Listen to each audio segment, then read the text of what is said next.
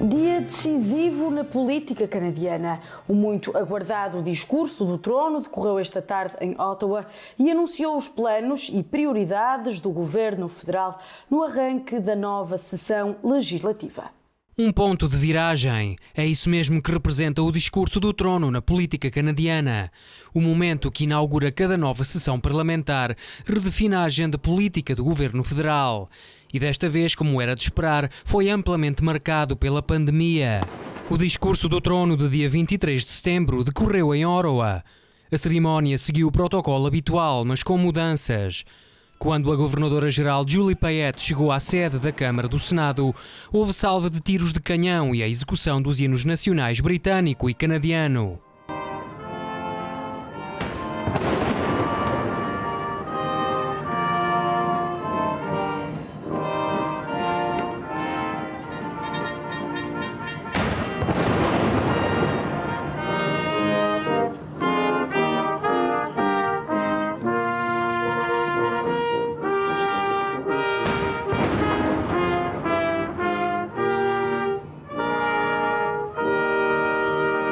Depois, no salão principal do edifício, Payette fez a leitura ao lado do primeiro-ministro Justin Trudeau. Ao contrário de anos anteriores, a plateia foi reduzida, teve de usar máscaras e manter o distanciamento social. No discurso foram anunciados os planos de combate à Covid-19, não só a curto, mas a longo prazo.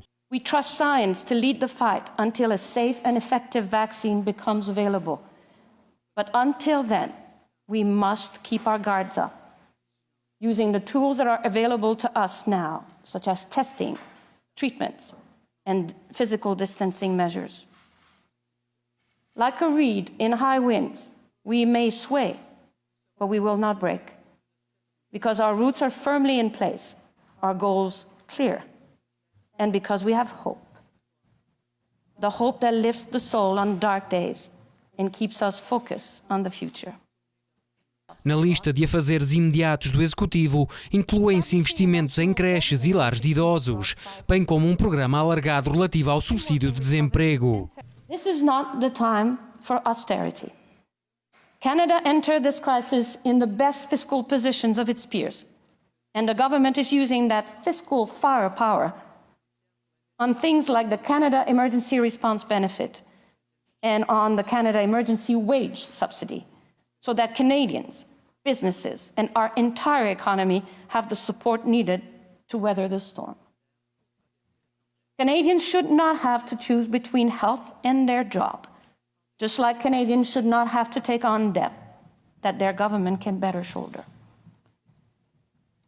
People losing their jobs is perhaps the clearest consequence of the global economic shock that Canadians, like those in other countries, have faced. The CERB helped people stay healthy at home while being able to keep food on the table. The CEWS helped people keep their jobs or be rehired if they had been laid off. But there is still more to be done. Unemployment is in the double digits and underemployment is high.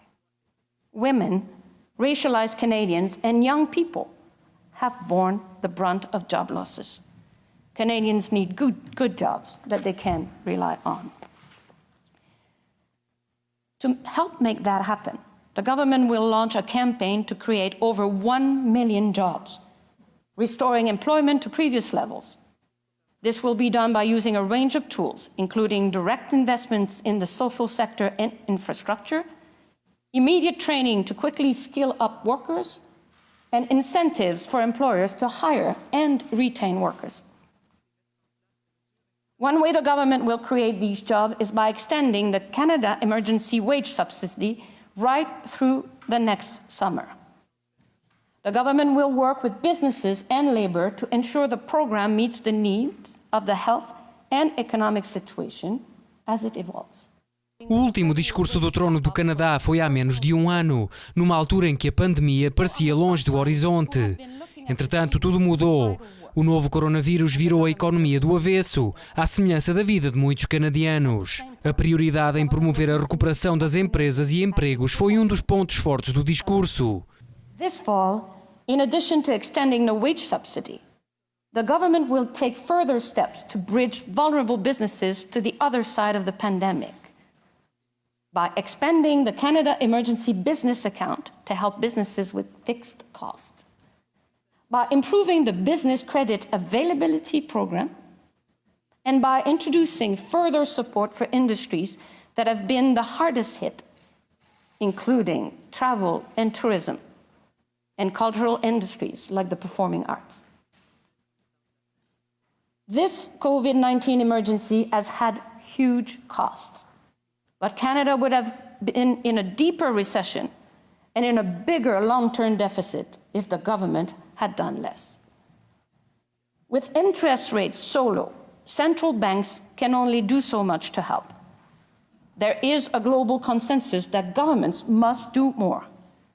Government can do so while also locking in the low cost of borrowing for decades to come.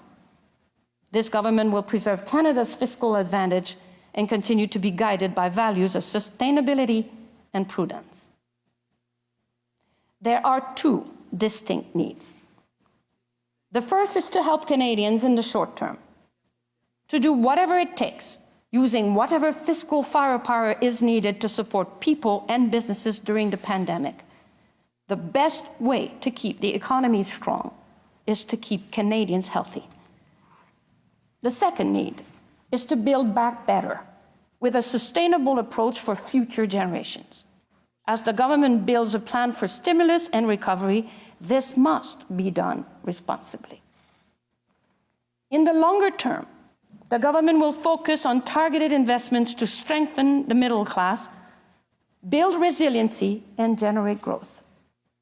The government will also identify additional ways to tax extreme wealth inequality, including by concluding work to limit the stock option deduction for wealthy individuals at large, established corporations, and addressing corporate tax avoidance by digital giants.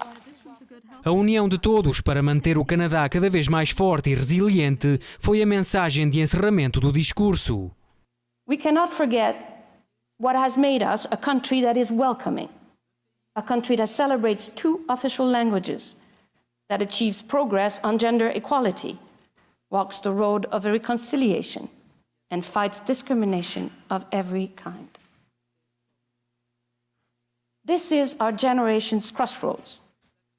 Do we move Canada forward or let people be left behind? Do we come out of this stronger or paper over the cracks that the crisis has exposed? This is the time to remember who we are as Canadians. This is the opportunity to contain the global crisis and build back better together.